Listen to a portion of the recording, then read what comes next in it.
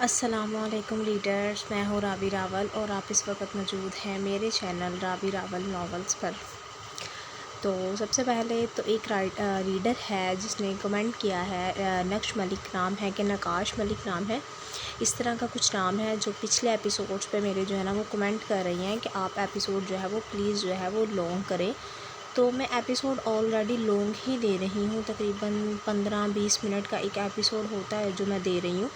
تو اگر میں آدھے گھنٹے کا یا 35 منٹ کا یا 40 منٹ کا، یعنی کہ مسلسل آدھے پونے گھنٹے کا میں ایپیسوڈ دیتی ہوں، تو وہ بالکل نہیں دیا جاتا، کیونکہ بول بول کر زبان اٹکنا سٹارٹ ہو جاتی ہے، بل کھانا سٹارٹ ہو جاتی ہے، اور پھر وہ پڑھنے میں بھی مزہ نہیں آتا اور اٹکنا سٹارٹ ہو جاتا ہے۔ تو مجھے یہی ہوتا ہے کہ چلے میں 2 پارٹس میں ایپیسوڈ کو ڈیوائڈ کر دوں تاکہ میں ایزیلی اس کو ریڈ کر سکوں، اور سانس بھی چڑھنے لگ جاتا ہے پڑھ پڑھ کے۔ تو کوشش میری یہی ہوتی ہے کہ میں اچھا پڑھ لوں، لیکن ہاف پڑھ لوں لیکن اچھا پڑھ لوں۔ اور میں جو ہے وہ ایپیسوڈ آلریڈی لانگ کر چکی ہوں اپنا مطلب رائٹنگ میں، اس کو ایک ہی بے شک پارٹ 1 دے رہی ہوں، لیکن میں پارٹ 1 کو جو ہے وہ لانگ تھوڑا کر چکی ہوں، اینڈ پارٹ 2 کو بھی تو شارٹ نہیں میں دے رہی، اور بالکل بھی ناانصافی نہیں میں کر رہی ریڈرز کے ساتھ۔ And thank you so much Naqqash یا نقش جو بھی ہیں آپ ملک، thank you so much response کرنے کے لیے، کمنٹ کرنے کے لیے اور بتانے کے لیے کہ آپ کو میرا ایپیسوڈ کیسا لگا ہے۔ تھینک یو سو مچ۔ اور دوسری بات کہ آپ لوگ جو مزید ہیں وہ ریڈرز، وہ بھی میرے اس ناول پر کمنٹ کریں اور مجھے بتائیں کہ آپ لوگوں کو میرا ناول اور ایپیسوڈز کیسے لگ رہے ہیں، اور میرے چینل کو ضرور سبسکرائب کریں اور لائک کریں۔ اور میں نے آپ لوگوں کو یہ بتانا تھا کہ جو کل میرے فون میں ایشو ہو رہا تھا، پرابلم ہو رہی تھی، بار بار بند ہو رہا تھا، آن ہو رہا تھا، تو وہ ابھی فی الوقت تو کل سے بالکل ٹھیک چل رہا ہے، اور ابھی تک بھی ایسی کوئی پرابلم نہیں درپیش آئی ہے، اور امید ہے کہ آگے بھی نہیں ہوگی۔ تو چلیں اسٹارٹ کرتے ہیں ناول کو۔ نفرت اور محبت سے رقم عشق کی داستان، ایپیسوڈ ہے 38 اور تحریر ہے رابی راول کی۔ چلے دیکھ لیں، ایک دفعہ ویڈیو چل رہی ہے۔ سم ٹائم ایسا ہوتا ہے ویڈیو بند ہوتی ہے اور میں بولتی جاتی ہوں، بعد میں مجھے پتہ چلتا ہے جی ویڈیو تو بند تھی، اور پھر مجھے دوبارہ سے ویڈیو بنانی پڑتی ہے کہ میں بھول جاتی ہوں کہ میں نے کہاں سے چھوڑی ہے۔ تو ویڈیو جو ہے وہ ہماری چل رہی ہے، تو چلیں اسٹارٹ کرتے ہیں ویڈیو کو۔ چلیں جی۔ اسفند شاہ اس وقت اپنے فلیٹ میں جنونی انداز میں رسیوں سے بندھے روحان پر گرے آنکھوں میں شرارے لیے روحان پر برس رہا تھا۔ ان انگلیوں نے اس کو چھونے کی گستاخی کی تھی۔ وہ اس کے ہاتھ کو پکڑ کر ایک انگلی کو کٹر کی مدد سے چھوٹے چھوٹے ٹکڑوں میں کاٹتا اس کو تکلیف سے دوچار کر رہا تھا، اور زرنش پورے ہوش و حواس میں روتی، روحان کی حالت کو دیکھتی، اپنے ہونے والی حالت کو سوچ کر چلا رہی تھی۔ لیکن اسفند کو تو جیسے ان چیخوں پکار سے سکون مل رہا تھا۔ اس کے کان میں اس کی متاع جان کا ایک ایک درد اور کرب میں ڈوبا لفظ گردش کرتا اس کو جنونی بنا رہا تھا۔ دونوں ہاتھوں کی انگلیاں کاٹنے کے بعد وہ ایک ایک کر کے اس کے ہاتھوں کو کوہنی کے قریب سے توڑتا، بغیر اس کی چیخوں پکار کی پرواہ کیے اس کی کوہنی سے بازو کو پکڑ کر ایک جھٹکا دیتے وہ اس کی دونوں بازو کو نکارہ کر چکا تھا۔ اگر اس وقت کوئی اس کا یہ انداز دیکھتا تو موت سے پہلے مر جاتا، اور یہی حالت اس وقت زرنش کی تھی۔ وہ روحان کو اس کے کندھے سے پکڑتے، اس کے کندھے کو ایک جھٹکا دیتے، اس کا کندھا اس کی بازو سمیت اس کے جسم سے الگ کر چکا تھا۔ وہ درد کی شدت برداشت نہ کرتا بے ہوش ہو چکا تھا جب اس نے اپنے فلیٹ میں موجود 2 آدمیوں کو پکارا جو اس کی آواز پر جن کی طرح حاضر ہوئے تھے۔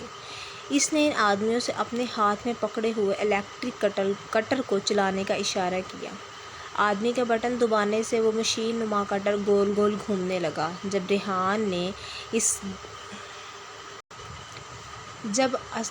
اسفند نے اس گول گول گھومتے کٹر سے روحان کی بے جان ہوئے بازو کو اس کے کندھے سے کاٹنا شروع کیا، یہ دل دہلا دینے والا منظر دیکھتے زرنش کی چیخیں بے ساختہ تھیں، جبکہ روحان جو بے ہوش ہو چکا تھا اپنے جسم میں نئے سرے سے درد کی شدت کو محسوس کرتے ہوش میں آیا۔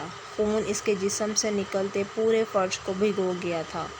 خون کی چھینٹیں اسفند کے پیچھے ہونے پر زرنش کے چہرے پر آ کر گری تھی۔ وہ اس دل دہلا دینے والے منظر کو دیکھتی الٹیاں کرنے لگی۔ اس نے روحان کے دونوں کندھوں کو آدھا کاٹ کر آدھا بازو اس کے جسم کے ساتھ لٹکا رہنے دیا، اس کو مزید تکلیف سے دوچار کرنے کے لیے۔ روحان کے بازو آدھے اس کے جسم سے الگ لٹکتے خوفناک منظر پیش کر رہے تھے۔ اس نے ایک نظر بے ہوش زرنش کو دیکھا جو روحان کی حالت دیکھ کر ہوش و خرد سے بیگانہ ہو چکی تھی۔ اس نے اپنے آدمی سے تیزاب کی بوتل پکڑتے اس کا ڈھکن کھولتے زرنش کے پاؤں پر گرانا شروع کیا۔ تیزاب کی جلن سے وہ ایک دم ہوش میں آتی چیخنے لگی۔ تیزاب کی آدھی بوتل سے زرنش کے پاؤں اچھی طرح جلانے کے بعد وہ آدھی بوتل لیے روحان کی طرف بڑھا اور اس بازو سے کاٹے گئے زخم پر تیزاب کی بوتل خالی کرتے دوسری آدمی کے ہاتھ میں موجود نمک کا آدھا ڈبہ زرنش کے تیزاب سے جلے پاؤں پر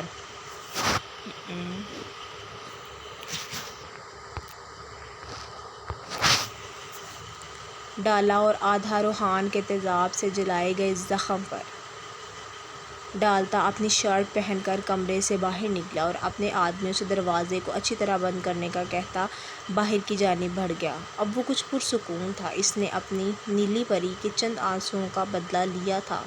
ابھی تو اس کے تمام تکلیف اور اذیت اور کرب میں ڈوبے ایک ایک لفظ کا بدلہ باقی تھا۔ جتنی بھی لڑکیوں کو ملک اسامہ اور پاشا حسین کے فارم ہاؤس سے بازیاب کروایا گیا تھا، ان میں کتنی ہی لڑکیوں کے گھر والوں نے ان لڑکیوں کو پہچاننے اور قبول کرنے سے انکار کر دیا تھا۔ کرنل احمد شاہ کو بہت افسوس ہوا تھا معاشرے کی سوچ اور رویے پر۔ احمد شاہ نے ان تمام لڑکیوں کو اورفنج ہوم میں بھیجنے کا فیصلہ کیا اور جتنی بھی زخمی تیزاب سے متاثر ہوئی عورتیں اور بچیاں تھیں وہ اس وقت سی ایم ایچ میں زیر علاج تھیں۔ احمد شاہ ان کو دیکھنے کے لیے ہاسپٹل کی طرف بڑھے۔ انہوں نے فون پر اسفند کو بتا دیا تھا کہ وہ آج رات ہاسپٹل اور دیگر جگہ پر کچھ میٹنگ ہونے کے سلسلے میں گھر نہیں آ سکیں گے، اس لیے وہ منسا کو اطلاع دے کر کہ وہ اس کا انتظار نہ کرے۔ انہوں نے منسا کے نمبر پر بھی بہت دفعہ ٹرائی کیا تھا پر اس کا فون مسلسل بند جا رہا تھا۔ ان تمام امور کو دیکھتے اور لڑکیوں کو اورفنج ہوم بھیجنے کے بعد جتنے بھی بچیاں آگے پڑھنے چاہتی تھیں اور اپنی زندگی میں کچھ بننا چاہتی تھیں، ان کے تمام تعلیمی انتظامات کرتے کرتے انہیں ایک رات اور ایک دن لگ گیا تھا۔ احمد شاہ پوری 2 راتیں اور 1 دن گھر سے باہر گزارنے کے بعد اگلی رات تقریباً 2 بجے کے قریب گھر میں داخل ہوئے اور گاڑی کی چابی کو گارڈ کے حوالے کرتے وہ گھر کے اندرونی حصے میں داخل ہوئے۔ ٹائم کافی ہو چکا تھا۔ انہیں پتہ تھا کہ اس وقت سب گھر والے سو گئے ہوں گے۔ اس نے نہایت آہستگی سے کمرے کی نوب کو گھما کر کمرے میں داخل ہوا۔ کمرے میں داخل ہونے پر اسے حیرت کا جھٹکا لگا کیونکہ منسا ابھی تک جاگ رہی تھی اور شید بھی کمرے میں موجود نہیں تھا۔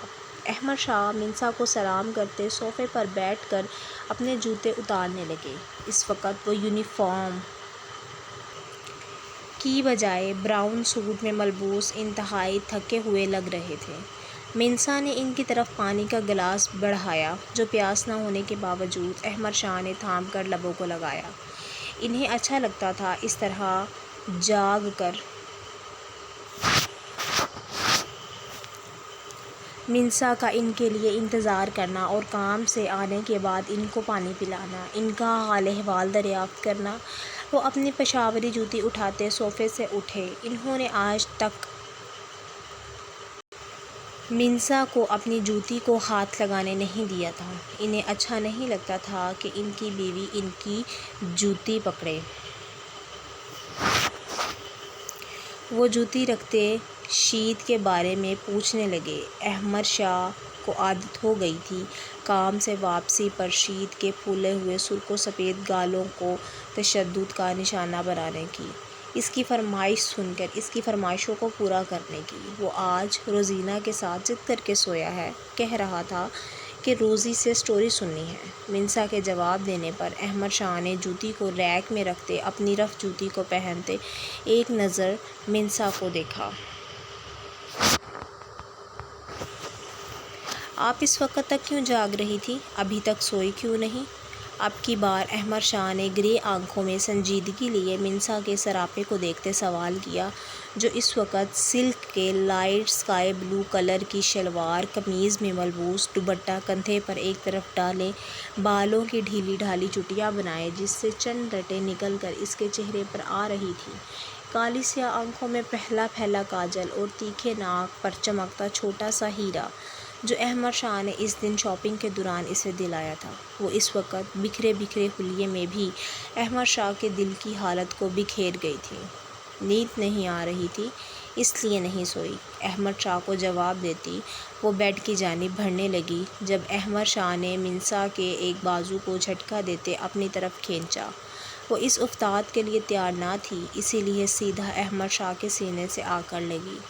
احمد نے اس کی کمر میں بازو حائل کرتے اس کی گردن کو اپنے لبوں سے چھوا اور ایک ہاتھ سے اس کی چوٹی کے بل کھولنے لگا۔ وہ جا بجا اپنے ہونٹوں سے اس کی گردن میں سفر کرتے اس کے کان میں سرگوشی کرتا اس کے کان کی لو کو چوم کر بولا، نیند کیوں نہیں آ رہی تھی؟ وہ اس کے لبوں کے نیچے موجود تل پر اپنا انگوٹھا پھیرتا جھک کر اس تل کو لبوں سے چھوتے بولا، کیا میری موجودگی میں نیند آتی ہے؟ کیا آپ کو؟ احمد شاہ کی بے باک جسارتوں پر منسا کا وجود 2 سیکنڈ میں لرزنا شروع ہو چکا تھا۔ وہ اس وقت احمد شاہ کو جواب دینے کی پوزیشن میں بالکل بھی نہیں تھی۔ میں نے آپ سے کچھ پوچھا ہے، کیا آپ کو میری موجودگی میں نیند آتی ہے؟ وہ اپنے لہجے میں گمبھیرتا لیے اس کی آنکھ کے نیچے موجود تل کو اپنے لبوں سے چھوتے بولا، ایسی کوئی بات نہیں ہے جیسی آپ سمجھ رہے ہیں، اور دور ہو کر بات کریں مجھ سے۔ احمد شاہ جو اس وقت منسا کے ایک ایک نقش میں کھویا، اس کے نقش کو اپنے لبوں سے چھوتا اپنے آپ کو پرسکون کر رہا تھا، منسا کا اس کے سینے پر ہاتھ رکھ کر اس کو پرے دھکیلنے سے ایک دم ہوش کی دنیا میں آیا۔ احمد شاہ کا موڈ ایک دم خراب ہوا تھا منسا کا اس طرح اپنا آپ ان سے دور کرنے پر۔ منسا، یہ کیا طریقہ ہے بات کرنے کا؟ میں نے کہا تھا کہ میں آپ کی طرف قدم نہیں بڑھاؤں گا جب تک آپ نہیں چاہیں گی۔ نیکسٹ سو ریڈرز، یہ تھی ہماری ایپیسوڈ۔ انشاءاللہ نیکسٹ جو ہے وہ یہ منسا اور احمد میں کیا بات ہوئی وہ میں آپ کو کل دوں گی انشاءاللہ۔ تھوڑا سا میرا ذہن تھا کہ میں آگے مزید کروں، لیکن آپ یہ دیکھ لیں خود کے 12 منٹ اور 20 منٹ کی یہ ویڈیو سیکنڈ کی ہوئی ہے، ویڈیو 12 منٹ اور 20 سیکنڈ کی، تو یہ سمجھ لیں کہ آدھے گھنٹے کے قریب ہی ہے۔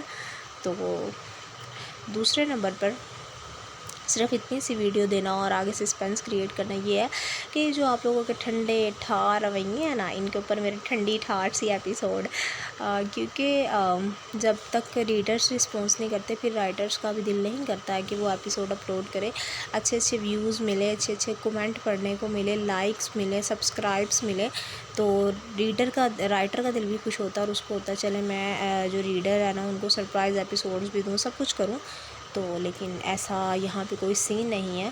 تو آپ کے ٹھنڈے ٹھار رویے نے ہے نا میرا رویہ بھی ٹھنڈا کر دیا، اور اب میرا رویہ اتنا ٹھنڈا ہے کہ میرا دل کرتا ہے کہ یہ جو میں 38 کا پارٹ 1 ہے نا اس میں سے بھی پارٹ 2 کر کے آپ لوگوں کو دوں۔ تو چلے خیر، کیا کر سکتی ہم اس میں سے مزید چھوٹ نہیں کر سکتی۔ تو باقی یہ سسپینس ہی میرا آج دل کیا میں کریٹ کروں کہ باقی گفتگو ان میں کیا ہوئی ہے وہ میں آپ لوگوں سے کل شیئر کروں گی انشاءاللہ۔ باقی آپ مجھے کمنٹ باکس میں بتائیں گے آپ کو میرا اس طرح رک کے سٹوری سینڈ کرنا کیسا لگ رہا ہے، یا جو بھی آپ کہنا چاہتے ہیں میرے ناول یا میرے ایپیسوڈ کے بارے میں آپ ضرور کہیں، اور میں ضرور آپ لوگوں کا وہ کمنٹ بھی پڑھوں گی اور میں رسپانس بھی کروں گی ایپیسوڈ میں۔ اور باقی اگر آپ نہیں کر رہے تو بھئی آپ کی مرضی ہے، میں آپ کو کیا کہہ سکتی ہوں۔ تو انشاءاللہ کل ملیں گے ایپیسوڈ 38 کے پارٹ 2 میں، جہاں منسا اور احمد شاہ مطلب ایک بڑا زبردست سا ان کا وہ بات چیت ہونے والی ہے، اور یہ منسا اور احمد شاہ اسپیشل ہی ہوگا کل کا ایپیسوڈ۔ تو چلے ٹھیک ہے، انشاءاللہ کل حاضر ہوں گے ایپیسوڈ 38 کے پارٹ 2 کے ساتھ۔ تب تک مجھے اپنی دعاؤں میں یاد رکھیے گا اور میرے لیے بہت بہت دعائیں کیجیے گا۔ فی امان اللہ، اللہ حافظ۔